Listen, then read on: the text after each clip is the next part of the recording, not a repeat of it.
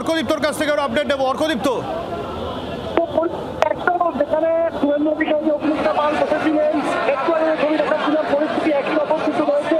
আসলে শুভেন্দু অধিকারী, অগ্নিমিত্রা পাল, অশোক কিন্ডা সহ বিভিন্ন এমএলএরা তারা বসে রয়েছেন এবং তারা যে অবস্থানে ছিলেন বা তাদের যে বক্তব্য ছিল সেখান থেকে তারা অ্যাকচুয়ালি এখন পর্যন্ত সরেনি এবং তারা বলছেন তারা কিন্তু অবস্থান চালিয়েই যাবেন। যেখানে শুভেন্দু অধিকারী অগ্নিমিত্রা পাল বসেছিলেন, একটু আগে যে ছবি দেখাচ্ছিলাম, পরিস্থিতি একই রকম কিন্তু রয়েছে। এখনো শুভেন্দু অধিকারী, অগ্নিমিত্রা পাল, অশোক কিন্ডা সহ বিভিন্ন এমএলএরা তারা বসে রয়েছেন এবং তারা যে অবস্থানে ছিলেন বা তাদের যে বক্তব্য ছিল সেখান থেকে কিন্তু তারা অ্যাকচুয়ালি এখনো পর্যন্ত সরেননি এবং তারা বলছেন তারা কিন্তু অবস্থান চালিয়েই যাবেন। আমি চেষ্টা করবো শুভেন্দু অধিকারীর সাথে কথা বলার। ये लड़ाई कोई पॉलिटिकल लड़ाई आज का नहीं था। बंगाल वर्सेस ममता, नारी शक्ति वर्सेस ममता, आम जनता वर्सेस ममता। 26 का चुनाव में इसका रिएक्शन मिलेगा? मां बहना, हम लोग चुनाव के लिए ये नहीं आए, हम लोग इंसाफ के लिए आए। দাদা, আজকে যে ঘটনা ঘটলো সেটা কি 26-এর নির্বাচনে প্রভাব ফেলবে? শুভেন্দু, আজকে যে ঘটনা ঘটলো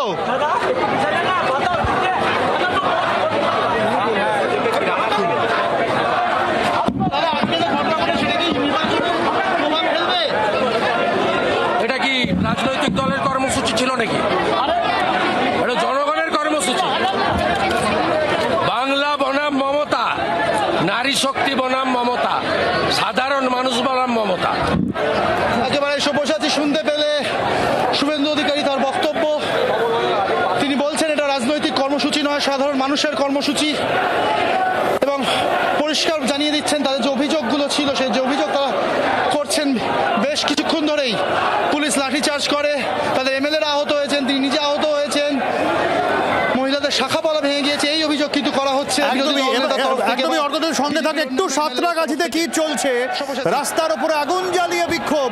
বিক্রম রয়েছেন আমাদের সঙ্গে। বিক্রম, একেবারেই সেই সময় আমরা দেখতে পাচ্ছি যেখানে সাঁতরাগাছির যে ব্যারিকেড করা হয়েছে সেই ব্যারিকেডের অদূরেই যারা আন্দোলনকারী তারা কিন্তু দেখা যাচ্ছে যে রাস্তার মাঝে কাগজ প্লাস্টিক জ্বালিয়ে আগুন জ্বালিয়ে তারা কিন্তু বিক্ষোভ প্রদর্শন করছেন। এবং আমরা জানি যে সাঁতরাগাছিতে বেশ কিছুক্ষণ আগে থেকে কিন্তু উত্তপ্ত হচ্ছিল যখন কার্যত ব্যারিকেডের উপরে উঠে আন্দোলনকারীরা তারা বিক্ষোভ প্রদর্শন করছিলেন। পুলিশের তরফ থেকে মাইকিং করা হচ্ছিল, এমনকি পুলিশকে উদ্দেশ্য করে বোতল এবং জলের বোতলও ছোড়া পর্যন্ত হচ্ছিল, এমনকি ইট দিয়ে এই ব্যারিকেড ভাঙানোর চেষ্টা করা হয়। এবার যেটা দেখা যাচ্ছে যে কার্যত এই ব্যারিকেডের সামনেই যারা আন্দোলনকারী তারা কিন্তু রাস্তার মধ্যে কাগজ প্লাস্টিক জ্বালিয়ে আগুন জ্বালিয়ে কিন্তু বিক্ষোভ করছেন।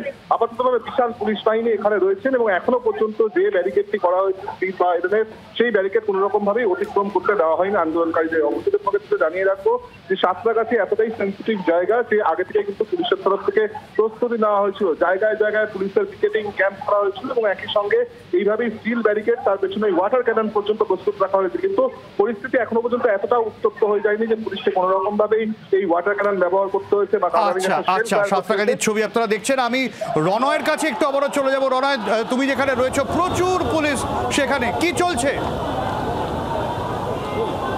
একদিকে পার্কস্ট্রিট চত্বরে বিক্ষোভ চলছে, বিজেপি কর্মীরা রাস্তায় বসে পড়েছেন, তারা স্লোগান দিচ্ছেন এবং অপরদিকে এই পার্কস্ট্রিট চত্বরে একের পর এক আইপিএস অফিসারের সংখ্যা বাড়ানো হয়েছে, অর্থাৎ পুলিশি ফোর্স বাড়ানো হয়েছে।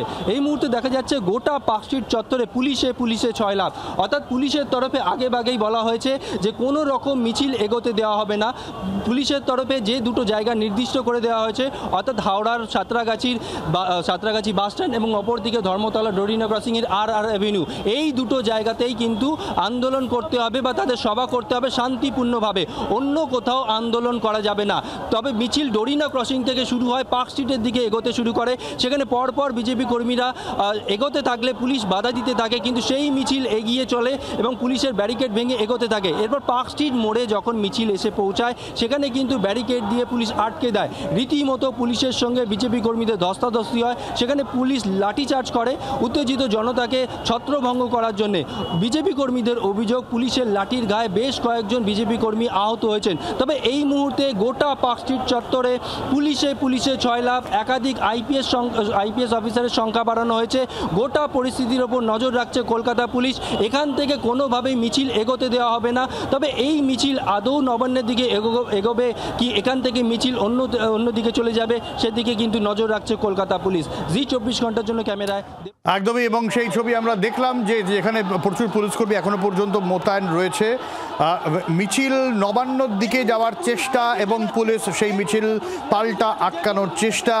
কিছুটা ধুন্ধুমার হলো পার্ক স্ট্রিট চত্বরে, যেখানে বেশ কয়েকজন, যেখানে প্রায় 20 জনের মতন বিজেপি বিধায়ক তারা ছিলেন। বেশ কয়েকজন আহত হয়েছেন, এমনটাই শুভেন্দু অধিকারীদের তরফে দাবি করা হলো। তারা এখনো পর্যন্ত সেখানেই রয়েছেন।